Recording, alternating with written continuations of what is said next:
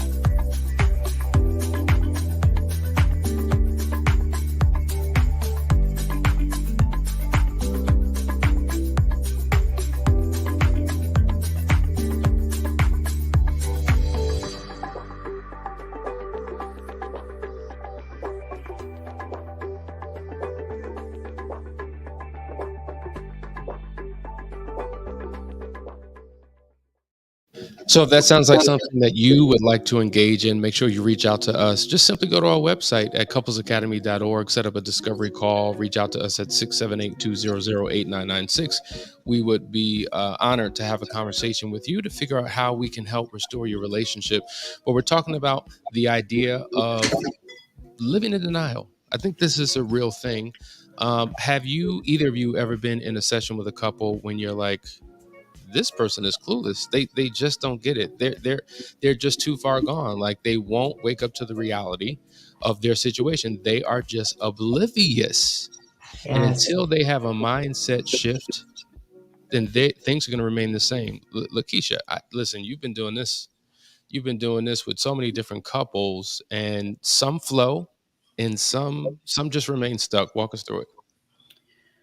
Yeah, I think it's just, it's really hard when you have one spouse who has concrete evidence that there has been a betrayal of some sort, whatever it is, be it a sexual one, an emotional one, a financial one, doesn't matter, right? There's been some type of betrayal, and one spouse is clear as day. They have evidence, and the other spouse continues to deny, they lie, they gaslight. And literally, I'm just sitting there like, this person has concrete evidence that you have not been faithful, but yet they continue to deny it. And it can be denied in so many different ways. They'll minimize it. Oh, it was just this, or it was just that, and not really give it the weight that it deserves.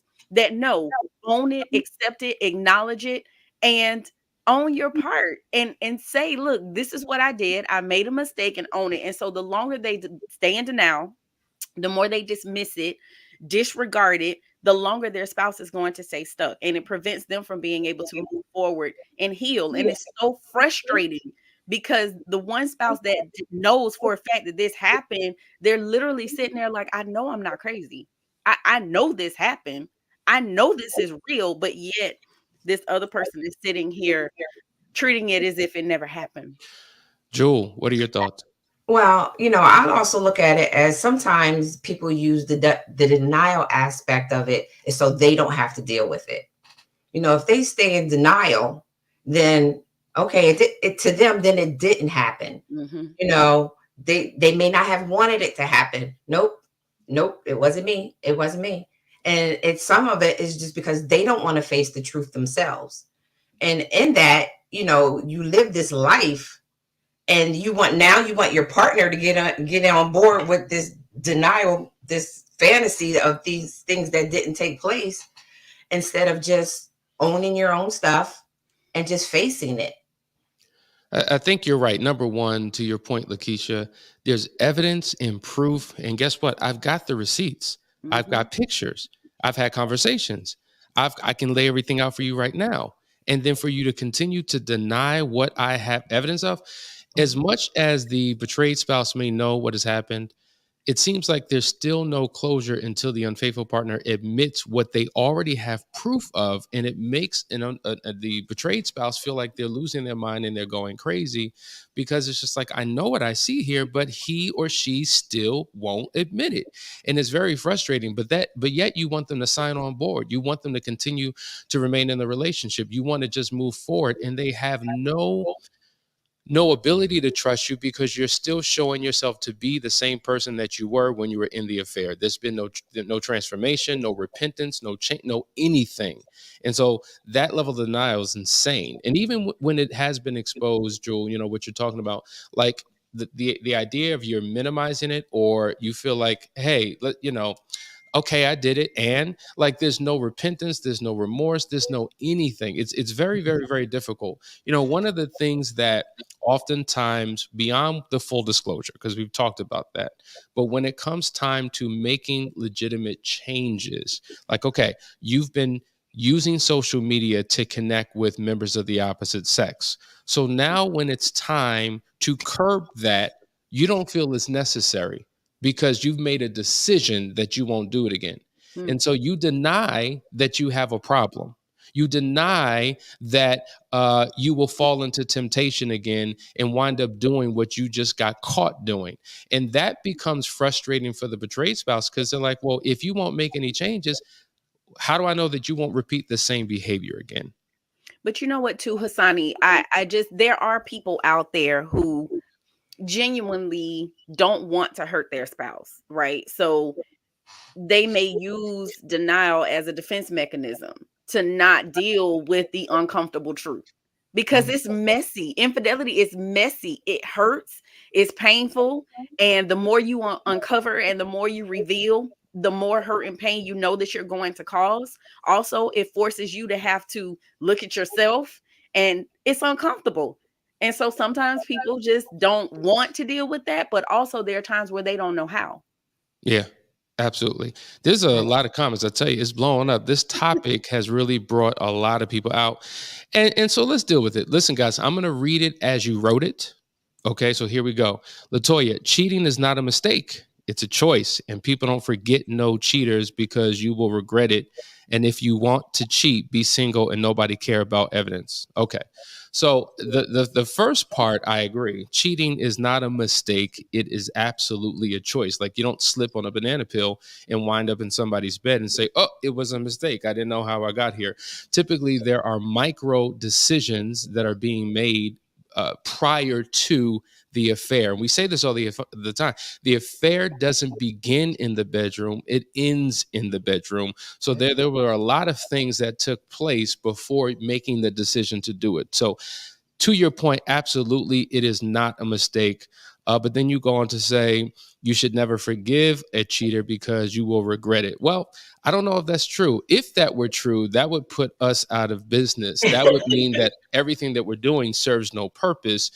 Uh, One of the things that I brag about and rave about are the couples that we've worked with that have experienced a complete transformation through a Last Chance Weekend, a Private Marriage Intensive, the Moving Forward program, Foundry, Unearthed, and their spouses say, I don't even know who my spouse is anymore. I don't even recognize this person because they're completely different.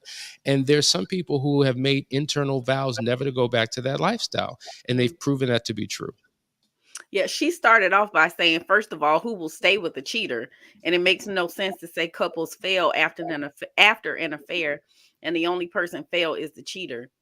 So I hear you, Latoya. I understand what you're saying, but to answer your question, hundreds, thousands of people stay with the cheater. And so as Hassani said, that would totally put us out of business if everybody who was involved in an affair or infidelity, if they decided to break up, like we wouldn't be here. There would be no couples academy, right? So we're thankful that people make the conscious decision to heal and to transform. And it's possible. It can happen. I mean, I'm a living witness. I'm a living witness. So, I mean, and we're on the other side of it. So what this is really talking about is people who never got to the other side. That's really what you're talking about when you say that. What do you mean they fail after an affair? Because there's work that has to be done. And so if you don't do the work, you will fail after infidelity. And that's what this is really speaking to. Yeah, there's a couple more comments I want to hit. Good morning. Thanks for these videos. In relation to my comment yesterday, because of my experience, I'm skeptical about going into another relationship in the future. I don't trust it anymore. And then Mary, I think as a follow-up says, well, if it's so uncomfortable, don't do it. I'm assuming that's in relationship to that comment. But what I will say is this, that, you know, if you have gotten out of a relationship because of betrayal, I would caution you not to race into another. Remember, there are three relationships that we all have. There's the relationship that we have with God, our vertical relationship, the relationship we have with ourselves, our internal relationship, and then the relationship we have with others, our horizontal ones. And you may not be ready for a horizontal relationship. You may need to really take time to become whole and complete within yourself. You are separated from your past partner, but it's time to become single again, right? And so that's where the purging takes place. That's why we say that if it's just like if you're on drugs and you've been addicted to drugs, right? You have to go through a detox to get the drugs or the alcohol or the vice out of your system. And likewise, you want to get that person out of your system, because if you don't get them out of your system, you're going to take that person with you into your next relationship. And now you're going to be, it's funny, you mentioned a threesome the other day, right? But oftentimes we're having threesomes because we're bringing past partners and our emotional and mental attachments with them into future relationships. And now we're holding our present partner hostage to past situations that we haven't healed from or released. And so, yes, if you're not ready for a relationship, master the relationship with yourself and with your God first, and that'll give you the foundation for all future relationships. The problem's not the relationship, it's the people in it. Mm-hmm. Relationships aren't the problem. It's the people that's in the relationships that create the problems. And so if you're single, you are in a relationship. You're in one with yourself. And how's that relationship going? Are you excited about that? Do you enjoy spending time with you? Are you growing? Are you evolving? Are you maturing? Are you dealing with your past hurts and pains? Why don't you get in Foundry, Dark Knight K? And that'll truly give you an opportunity to look at yourself and to be able to uncover if there's anything in there that needs to be handled and needs to be dealt with, so you can become the best version of yourself for you first. And then if another relationship comes, let it come, but be ready when it comes. What we do is we go through our healing process in the relationship, right? So and make it, go ahead. No, that's fine. Go ahead, Drew. Go. As far as, the healing process, make sure you are healed from whatever transpired that ended your relationship. Make sure that particular thing, whether it was social media, whether it was lying, whether it was cheating, make sure you have resolved those issues, Because if you haven't wholeheartedly, when you go into the next relationship, all it's going to take is that other person to say something in the same mannerism that your other party did. That emotion that you had from before is now going to surface. So you're going to address that person and that emotion. If they're on social media at late at night, you're going to automatically start thinking, well, the last girl was on social media late at night and this is what happened. Mm-hmm. So then you're automatically going to start getting, in the back of your mind, is she doing the same thing? So make sure you heal those things before you move forward. Absolutely. Jay says, cheating has destroyed my trust in my spouse, marriage, and it's so hard to get to the other side. And so I'm familiar with you, Jay, and many others have had that same feeling. And so, it begs the question, because the reality is many people who have experienced infidelity by their spouse have made the decision to stay, right? So for whatever reason they've made the decision to stay.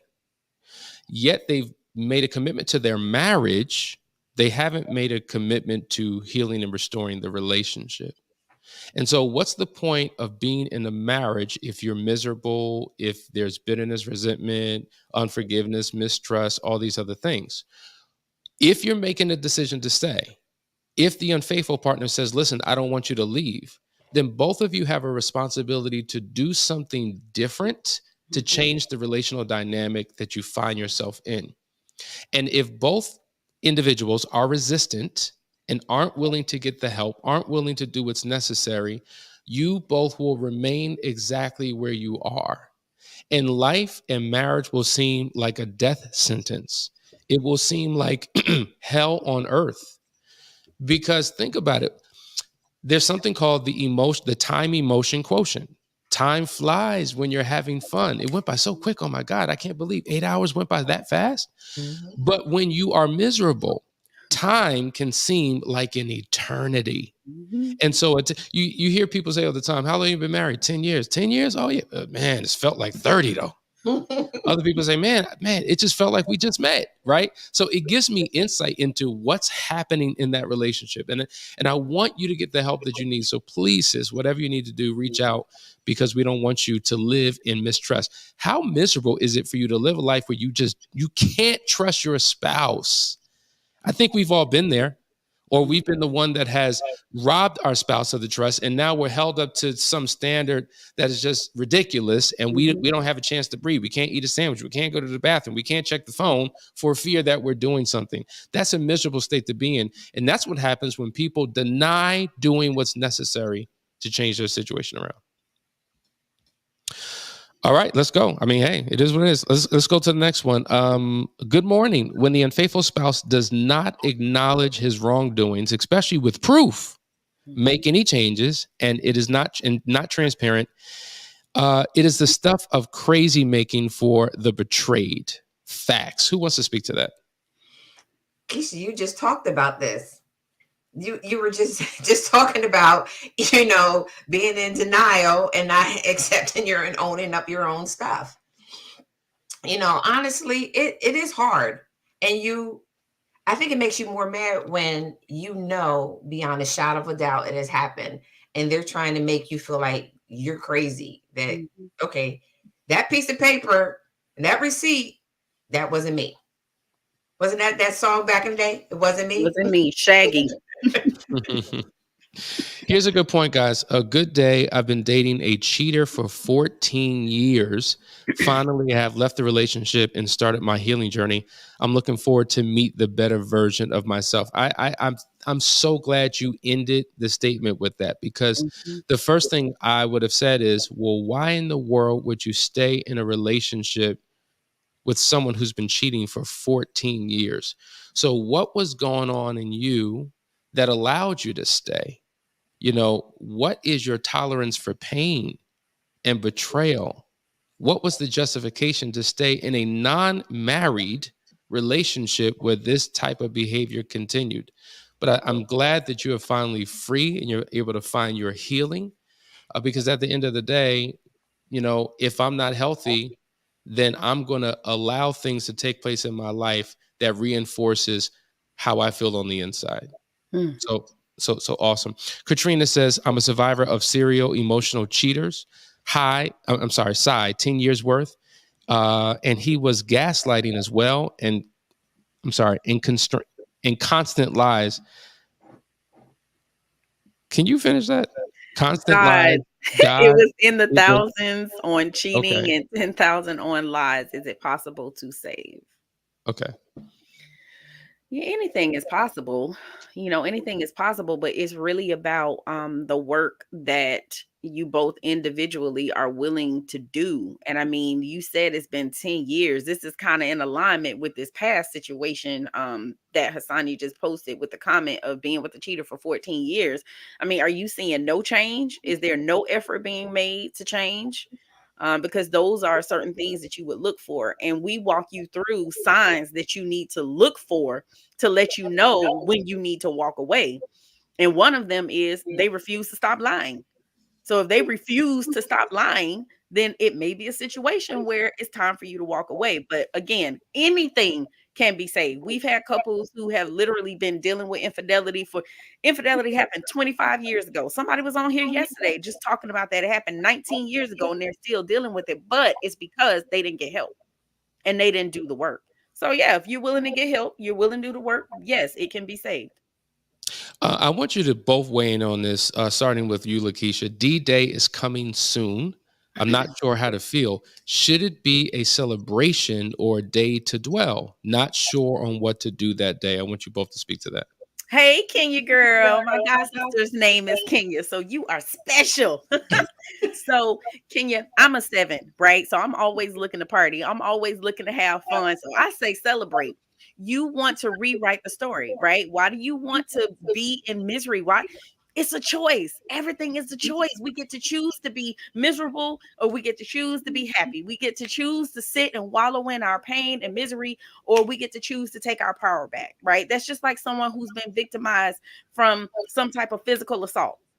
They can choose to look at themselves as a victim, which is fine because that's what they are, or they can choose to look at themselves as a survivor. So how do you want to rewrite your story? It's your choice. But if you're asking me what I think you should do, I say celebrate. I say celebrate. Celebrate, have a party, have whatever it is that you need to have, because when next year comes around, all you're going to remember is this party. You're going to remember this celebration.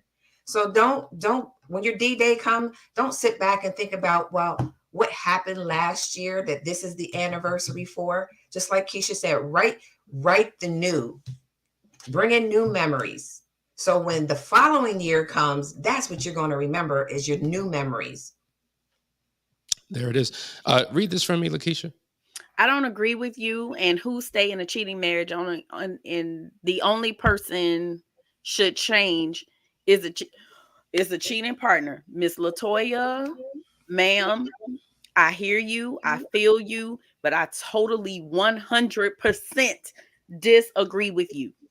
Nobody is perfect. When you enter into a relationship, you bring two people together.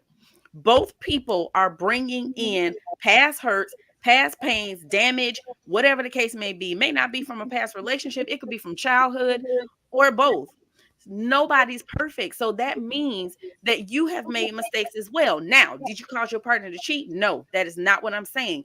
Your partner made a conscious decision to cheat at the same time because we are all flawed and none of us are perfect. That means that there are areas of opportunity for you as well. Your partner most certainly has to work to reconcile the cheating aspect of the relationship, but there's also work that you have to do as well. You know, it's so interesting that oftentimes when we do a last chance weekend, so many betrayed spouses come down with a single agenda, and that is to get their spouse fixed. Yeah. That if you can fix him or you can fix her, then everything will be all right thereafter. But they soon begin to realize by the end of the first day that, wait a minute, it's not just he, it's not just she, but there's things within me that need to change. And you know what? Prior to this affair, I wasn't perfect. I had issues and idiosyncrasies and baggage, and I had vices and all types of things that I either justified or denied, since we're talking about denial. And I didn't think it was a problem, but I'm now seeing the results of what I've contributed to the relationship. And so I find that when, and I've said this before, any person who thinks that 100% onus is on the spouse, that 99% is you and only 1% is me, they are living in complete denial. Complete denial. Well, what And did I say? Denial is a defense mechanism, right? And it's our way of avoiding acknowledging uncomfortable truth. So, Miss Latoya, you don't want to acknowledge the uncomfortable truth that there are things that you need to work on as well. And I know it's hard because once you've been betrayed, all you feel is that hurt and pain, and you're angry and you're going through all of these emotions and all of that. But the same way that person may be in denial about what they did, you're in denial about what you've done as well. absolutely, man. This is good. Denise says the 3Ds: denial, deflect, and defend it reinforces the belief that they are not willing to change and are emotionally unsafe. Yeah, it's a situation. You know, I think a lot of people struggle with shame, struggle with guilt, don't want to see themselves for who they are or for who they've been. And to your point, Lakeisha, they're using all types of defense mechanisms. And what they do is they redirect, they tit for tat, they put the onus back on the spouse. And so that is why your individual recovery process is so critically important, because you can tap dance in a session all day long and you can go back and forth and have the tit for tat all day long. But when you are in a journey of healing and transformation, when your spouse is not present, you are forced to look at nobody else but yourself. And so you can't hide. And this is why the Enneagram is so important. Like, for years, spouses have complained about thus and so, and then they come into contact with their Enneagram, and it affirms and confirms and articulates in a phenomenal way what a spouse has been saying all along. And it's hard to live in denial when the proof is right in front of you. And so at some point you got to make a decision. What am I going to do about myself? If I continue to remain the person I've always been, then we will be in the same situation we've always been in. And one of the sexiest, I'm gonna tell you something, as sexy as my wife is, whew, the most attractive thing about her is her commitment to personal growth and development, to become the best version of herself all the time, because that's something that I can believe in. That's something that I can hold on to. That's something that gives me hope for the future. Mhm. Yeah, Jewel, do you remember like working with a client or working with several clients, right, who feel like I'm doing all the work. They say this, like, I'm doing all the work and I wasn't the one who cheated, and why do I have to do all of this work? Like, I just want you, because that's what's coming up for me right now, just looking at some of the comments. And I just wanted you to like talk about that. Like, am I the only one? Have you experienced that where where our clients have just really been like, I'm doing all the work and I shouldn't have to do all this work? It wasn't the clients, Keisha. It was me. I mean, that's the reality. That is exactly how I approached it. You know, I was saying to I think it was the Unearthed group, Danielle Hassanic, and when I walked in there, I was just angry. I was mad, and it was just like, I'm only here because of him. He. Yes, he did. But in the process of everything, I was able to see what I did. And it wasn't, and it's like you said, it was not my fault that it took place. Nevertheless, what I contributed to it. And just by saying that was, okay, small example. I like to be alone. And when I watch TV, I want to be by myself. I don't mind you being there. Don't talk. Let me watch TV. You know what I'm saying? I'm good. My husband is a affectionate person. He wants to be right by your hip. You know what I'm saying? He wants to talk. He wants to engage. You know, so I'm not engaging. He wants to engage, so he thinks I don't care. You know what I'm saying? Or I don't want to be there. So there was a lot of things that I had to change within me. And even when I am with clients and I hear that, all I can tell them is, no, because my upbringing and his upbringing is totally different things. And when you look at that, some of those ways are going to clash. And if you don't address them, it's Yeah. going to cause some heartache. Yes, ma'am. Absolutely. I mean, I think you hit it spot on. And I appreciate you sharing your story of the struggle that you had and how you were pointing your finger at your spouse, but you soon began to realize. And that's what I'm saying. When you begin to do that, that's the beginning of the journey for you. It's not just my spouse. I have some stuff that I need to deal with too that needs to be unearthed, addressed, resolved so that I can heal. Here's a great question. It says, what happens when the betrayed partner refuses to do anything until the cheater is fixed? You are doing yourself a disservice. And really, when you make that decision, really what you're saying is, I want to stay stuck. I want to stay in this pain. I don't want to heal. And I want to continue to stay in agony and hopelessness and despair. And I want to keep this thorn in my side. That's really what you're saying, because honestly, it's not about you.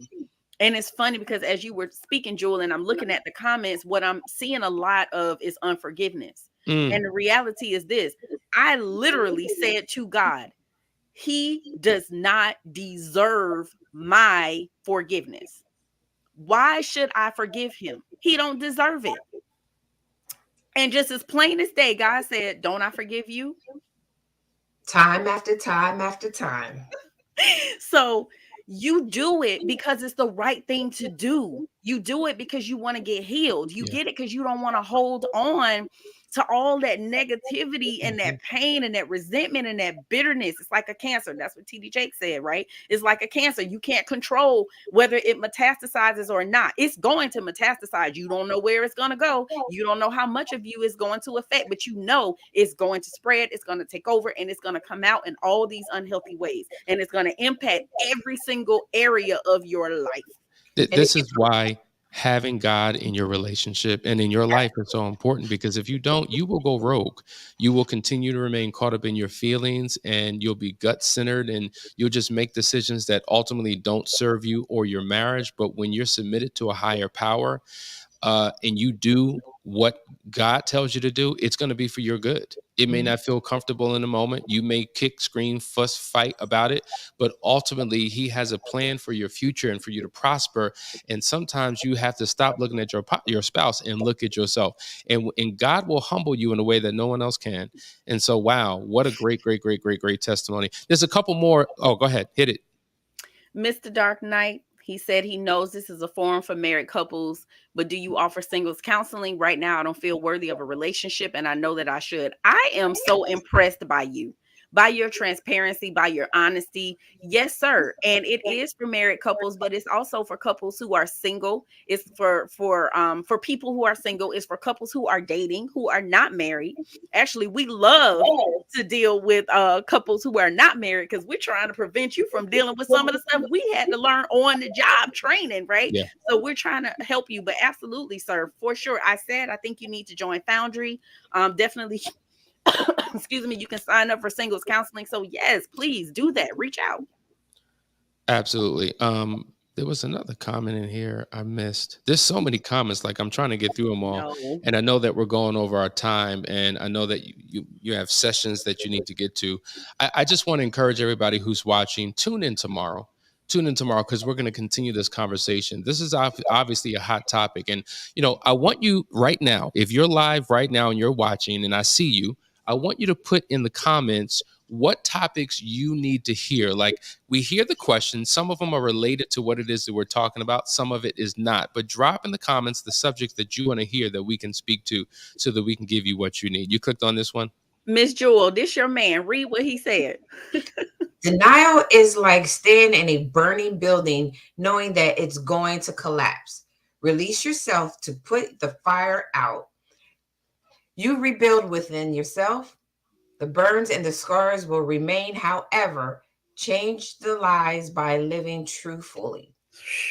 Bottom line. There you go, boom. Whoa. Right there. That was a bomb drop. Should I drop a bomb on that? Please. Yes. Yes. So, guys, I hope this conversation has been helpful. We're going to continue on tomorrow. Thanks for tuning in. We appreciate all that you do to be a part of our show, but we want you to share it with others. There's so many other people who are going through trials and tribulations and hardships right now. So we want you to let them know that we're live every single morning at 9:30. So tune in tomorrow. And until then, have a great day and reach out to us. Set up a discovery call. Let's make this thing happen. Take care.